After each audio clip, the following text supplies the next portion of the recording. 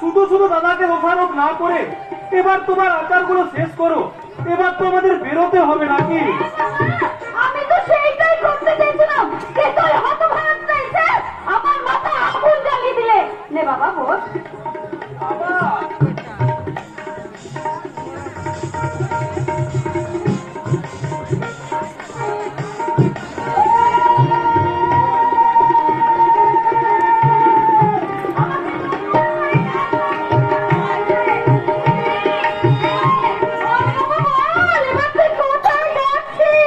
তোমার বৌমা আনতে যাচ্ছি মা, তোমার বৌমা।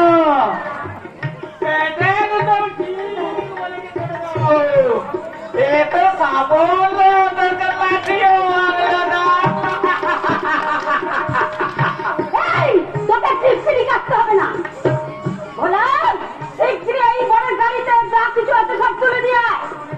এখনো অনেক কাজ আছে। ওর আবার কি কাজ আছে?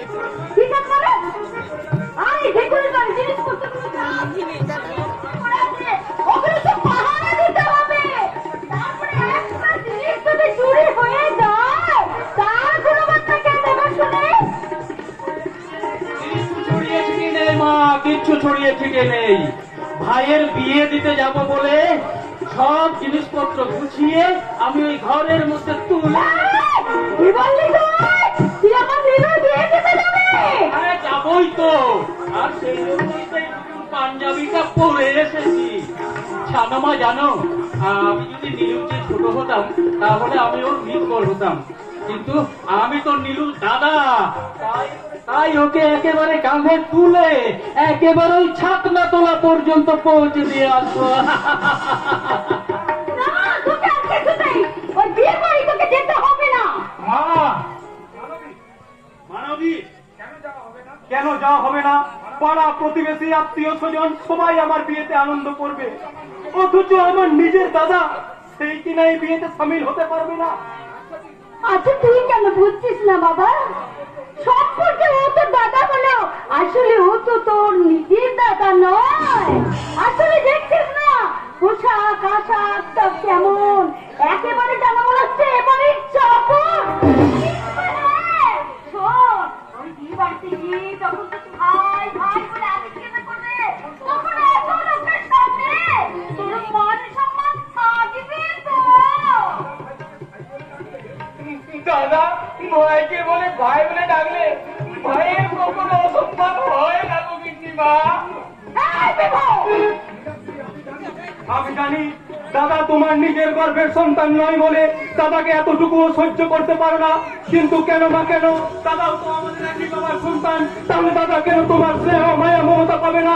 বলো না বলো, দাদা কেন তোমার স্নেহ মায়া মমতা পাবে না? আরে পাগলা, বিয়ে করতে যাচ্ছিস বললে বড্ড বার বেড়ে গেছিস না? আমার মায়ের নামে আর একটা উল্টো পাল্টা কথা বললে না কান টেনে একে বলে আরে কে বলে আমি মায়ের স্নেহ মমতা পাইনি? কে বলে মা মায় উঠতে বসতে শুধু গালাগাল দেয়? ওরে পাগল, ওটা গালাগাল নয়, ওটা শাসন। আর ছেলে ভুল ত্রুটি করলে মা তো শাসন করবেই। আর ওই যে কোথায় আছে না, শাসন করা তারই সাজে সোহাগ করে যে। শুনলে মানবী, শুনলে কত সাধনা কত তপস্যার জোর থাকলে এমন দেশ শিশুর মতো একটা শিশুকে গর্ভে ধারণ করা যায়? অবশ্য ভাগ্যবতী বটে, কারণ গর্ভে ধারণ না করে ভোলার মতো একটা দেশ শিশুর মুখ থেকে তুমি মা ডাক শোনার সৌভাগ্য অর্জন করতে পেরেছ। জন্মের পর মাকে খেয়েছে সে কখনো দেখতে হতে পারে না।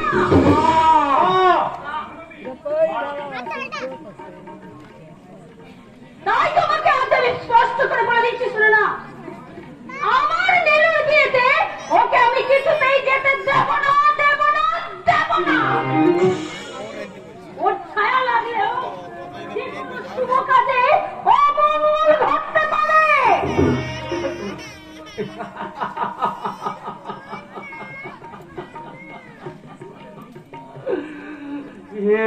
তুমি কি বললে মা? আমি অপয়া, আমি অনুক্ষণে আমার ছায়া লাগলে যে কোনো শুভ কাজে অঘটন ঘটবে। কারণ তুই যে একটা রাক্ষস, নইলে জন্মেই নিজের মাকে খেতে পারে। না, ও কথা তুমি বলো না মা, ও কথা বলো না। বারবার ওই একই কথা বলে আমার এই ভাঙা হৃদয়টা ভেঙে খান খান করে দিও না গো মা, খান খান করে দিও না। বলে দাও, তুমি শান্ত হও। বিভু তো ঠিকই বলছে, তুই শান্ত হ বাবা, তুই শান্ত হ। কেমন করে শান্ত হবো গো বাবা, কেমন করে শান্ত হবো? আচ্ছা তুমি বলো না বাবা, তুমি বলো না, আমি কি সত্যি একটা রাক্ষস? আমি কি সত্যি জন্মের পরে আমার মাকে খেয়ে ফেলেছি? আর তাই যদি সত্যি হয় বাবা, তাহলে তুমি আমার গোলাপিকে মেরে ফেললে না কেন? আমার গোলাপিকে মেরে ফেললে না কেন? কেন?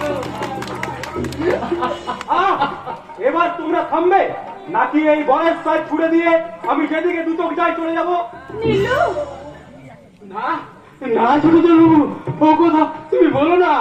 তোমার জন্য যে একটা মেয়ে কোণের সাল পরে অপেক্ষা করে বসে আছে, তুমি সময় মতো সেখানে না পৌঁছালে মেয়েটা যে